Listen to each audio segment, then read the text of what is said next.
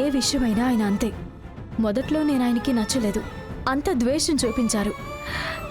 ఈ మధ్యనే నాతో ప్రేమగా మాట్లాడి దగ్గర అవుతున్నారమ్మా. కానీ ఈ లోపలే ఇలా. ఇదంతా నా వల్లే. నేను ఇంట్లోనే ఉండుండొచ్చు కదా, అక్కడికి వచ్చి అంత పెద్ద ప్రాబ్లం తీసుకొచ్చాను. నా జీవితం ఇలా అయిపోయిందంటే బాగున్న నీ జీవితంలోనూ నిప్పులు పోసాను నేను. అమ్మా, ఏంటమ్మా ఇలా మాట్లాడుతున్నావు నువ్వు?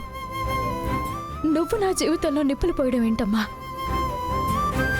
ఇదిగో చూడమ్మా, నాకు రవి సార్కి పెళ్లి జరిగిందే ఈ కుటుంబం ఒక్కటవడం కోసమే.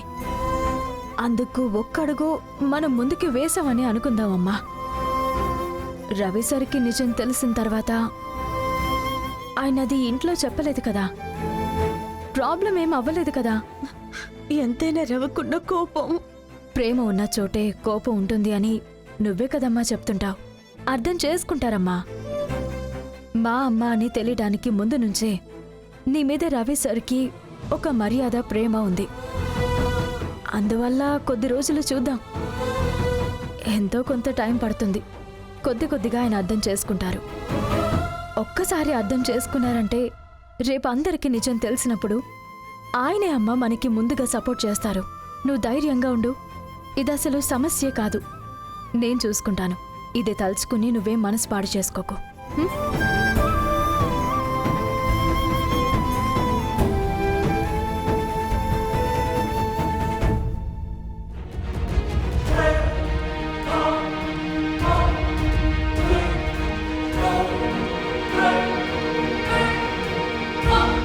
రవి సార్, నేను మీతో కొంచెం మాట్లాడాలి. Ravi sir, Ravi sir,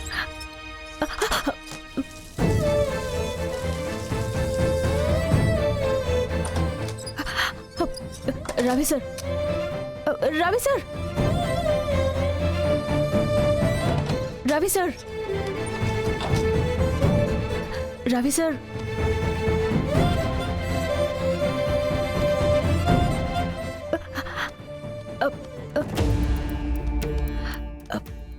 Ravi sir, నేనేది ప్లాన్ చేసి చేయలేదు. రవి సార్, నేను చెప్పేది ఒక్క నిమిషం వినడానికి ప్రయత్నించండి.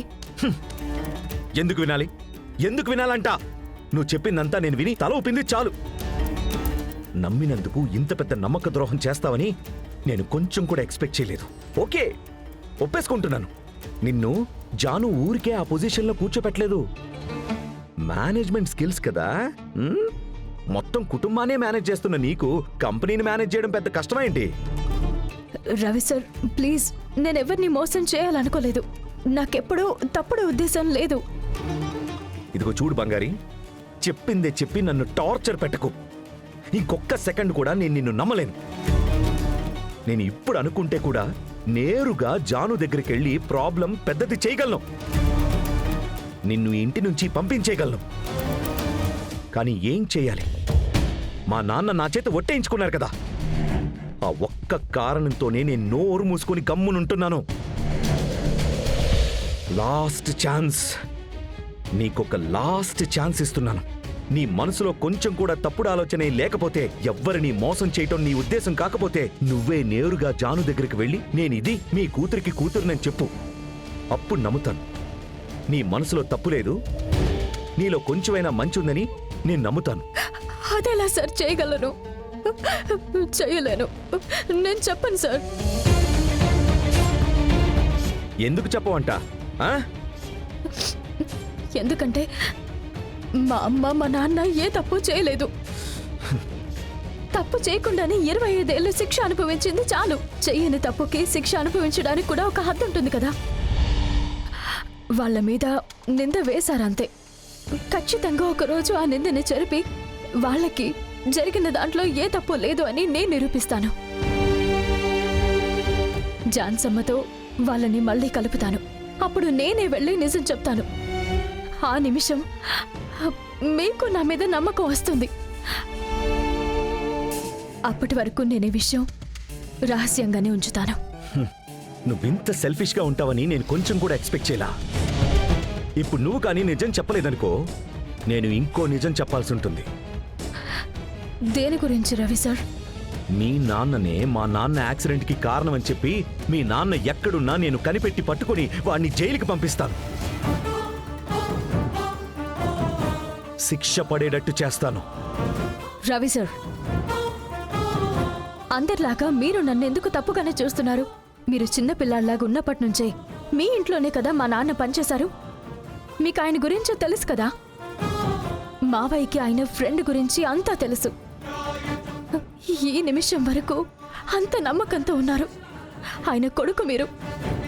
ఎందుకు మనసులో ఇంత కోపం పెంచుకున్నారు మీరు? రవి సార్, మా నాన్న తప్పే చేయలేదు. అది మాత్రం నేను అస్సలు నమ్మలేను. నిరూపిస్తాను సార్. మీరు తొందరలోనే నమ్ముతారు. మా నాన్న మీద వేసింది నింద అని మీరు నిరూపించి, ఇప్పటి వరకు మీరు ఆయన గురించి తప్పుగా ఆలోచించినందుకు మనసారా మీ చేత క్షమాపణ చెప్పేట్టు చేస్తాను. చూద్దాం. ఏంటి అరుపులు వినిపిస్తున్నాయి? అన్నిటికీ మించి జాను నిన్ను ఇంటి నుంచి పంపించేసే రోజు ఎక్కువ దూరంలో లేదు. పంపించేట్టు నేను చేస్తా. మళ్ళీ గొడవ పడుతున్నారా? ఫు. ఛాన్సే లేదు సార్.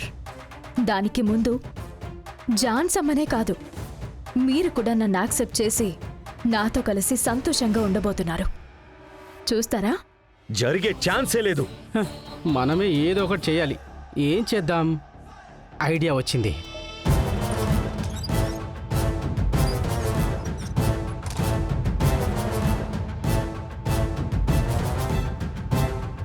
ఛ, వీడికి అసలు ఇలాంటి అమ్మాయితో పెళ్లి జరగడమే తప్పు. వీడికి సంయుక్త లాంటి అమ్మాయి అయితేనే కరెక్ట్గా ఉండేది. అప్పుడు తెలిసేది బంగారు యొక్క విలువ. అయినా బంగారైనా ఎన్ని రోజులు భరిస్తుంది వీడితో? ఇంత టార్చర్ పెడుతున్నాడే, నిజంగానే సైకోగాడీడు. కేడీ, అయ్యయ్యో ఝాన్సీ అమ్మా, ఎలారా? ఏంటి పైనుంచేదో గొణుగుతూనే ఉన్నావు? వద్దు ఝాన్సీ అమ్మ, వదిలేయండి. చెప్తే మీరు బాధపడతారు. చెప్పు కేడీ. చూడండి ఝాన్సీ అమ్మ, ఇప్పటి వరకు రవి బంగారి సంతోషంగా ఉన్నారని అనుకున్నాం మనం. అవును. అలాంటిది ఏమీ లేదు. బంగారిని పట్టుకొని వాడు ఎన్నెన్ని మాటలు అంటున్నాడో.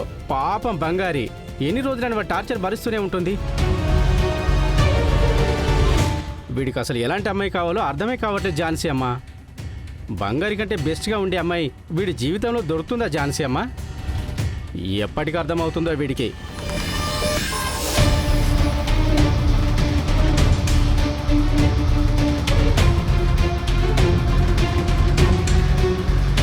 బంగారీ, ఒక నిమిషాలారా.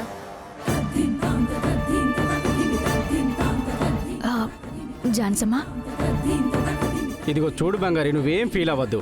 నీకెవరు లేరనుకోకు, నీ బ్రదర్గా నేనున్నాను. నీకు ఏ ఇబ్బంది వచ్చినా సరే నేను నిలబడతాను నీకు తోడుగా. ఏమంటున్నావు? నాకేం అర్థం కావట్లేదు కేడీ. రవి ఎందుకు నిన్ను తిట్టాడు? ఎందుకు నిన్ను కోప్పడ్డాడు?